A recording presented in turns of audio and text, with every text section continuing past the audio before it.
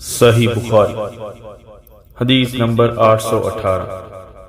حماد بن زید نے ایوب سختیانی سے بیان کیا، انہوں نے ابو قلابہ سے کہ مالک بن حویرث رضی اللہ تعالی عنہ نے اپنے ساتھیوں سے کہا کہ میں تمہیں نبی کریم صلی اللہ علیہ وسلم کی نماز کیوں نہ سکھا دوں؟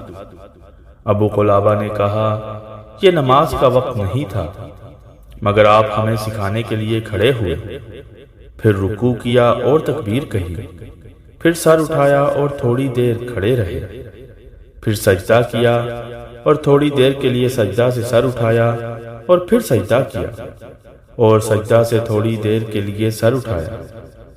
انہوں نے ہمارے شیخ عمرو بن سلمہ کی طرح نماز پڑھی۔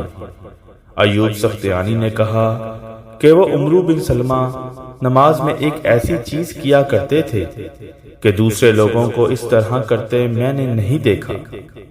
آپ تیسری یا چوتھی رکعت میں سجدہ سے فارغ ہو کر کھڑے ہونے سے پہلے بیٹھتے تھے، یعنی جلسہ استراحت کرتے تھے۔